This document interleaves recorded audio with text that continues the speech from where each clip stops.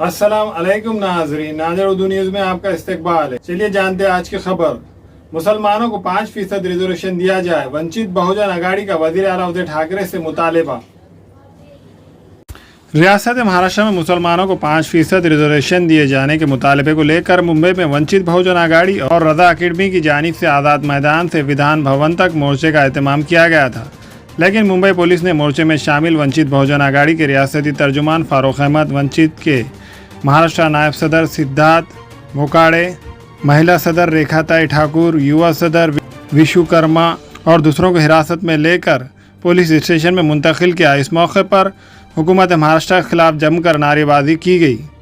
वंचित बहुजन आघाड़ी की जानिब से वज़ीर आला महाराष्ट्र श्री उद्धव ठाकरे से ये मुतालबा किया गया है कि महाराष्ट्र में मुसलमानों को 5% रिजर्वेशन दिया जाए।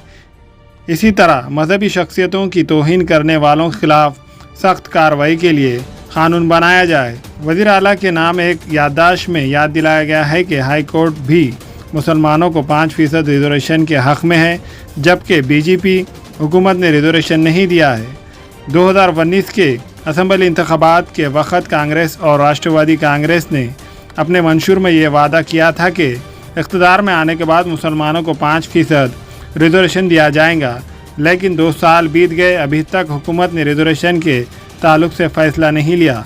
इसलिए फौरी रिजर्वेशन दिया जाए। धार्मिक प्रतीकांचा गैरवापर करून या देशामध्ये विद्वेषाचं राजकारण केल्या जातोय।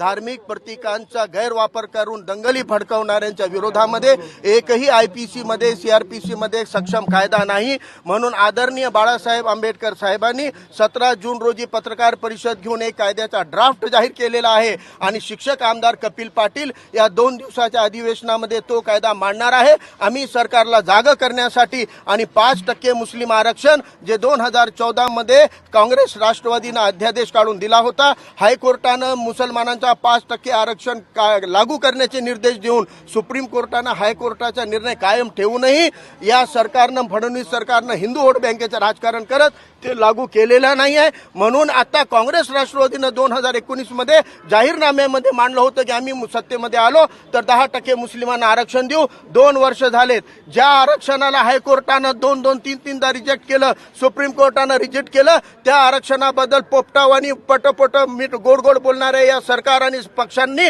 आजपर्यंत हायकोर्टाने आरक्षण दिलेलं असूनही मुसलमानांच्या आरक्षणाबद्दल ब्रश शब्द काढलेला नाही आहे। म्हणून आम्ही या 2 मागण्यासाठी आज लोकशाही मार्गाने विधान भवनावर मोर्चा काढण्याचे नियोजन केलं होतं। कालपासून आमच्या नेत्यांची दडपशाही नजरकैद करतायत, घरामध्ये बंद करतायत, पोलीस चौकीमध्ये पकडून नेतात, जागोजागी वंचितचा झेंडा लागलेली नाव राहिलेल्या गाड्या राहिल्या ते अडवून ठाण्याला लावण्यात आलेले आहे। सकाळी 9 वाजल्यापासून जे आमचे कार्यकर्ते महाराष्ट्रभरातून येत होते त्यांना वेगवेगळ्या पोलीस चौकांमध्ये, गाड्यामध्ये आणि ठाण्यामध्ये नेऊन बसवलेलं आहे सकाळपासून, आणि इथंही आझाद मैदानमध्ये आम्हाला दाखल होऊ देत नाही आहेत।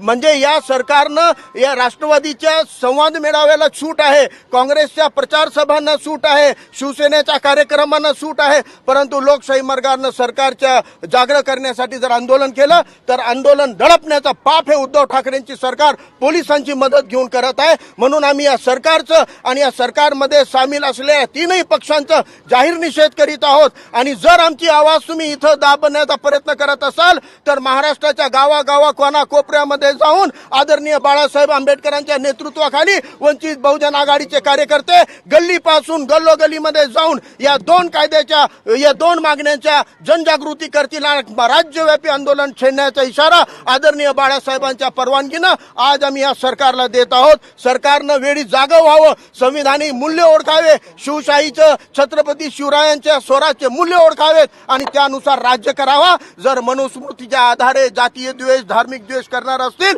तर या सरकारला उखडून फेकण्यासाठी महाराष्ट्राची जनता सक्षम आहे, हे आम्ही येत्या काळामध्ये दाखवून देऊ।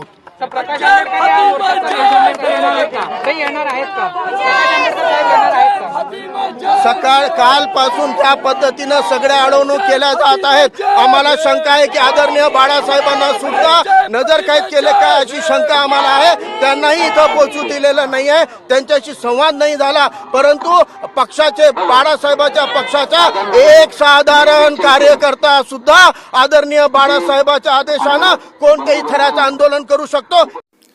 हमारे यहाँ फर्नीचर, पलंग, सिंगारदान, सोफा सेट, अलमारी, dining table, fridge, computer table और दीगर कंपनियों के फर्नीचर दस्तियाब है। एक मरतबा तशरीफ लाकर खिदमत का मौका दे। प्रोपराइटर मौलाना शबीर साहब, deluxe furniture mall and home appliances, fruit market के सामने, माल्टेगिरी रोड, कामठा, नांदेड़। अस्सलाम वालेकुम, मैं इमरान खान। हमें उम्मीद है कि आपको हमारा चैनल अच्छा लगता होगा। लेटेस्ट न्यूज़ के लिए देखते रहिए नांदेड़ उर्दू न्यूज़, और न्यूज़ के पसंद आने पर लाइक, शेयर और सब्सक्राइब करना ना भूलें।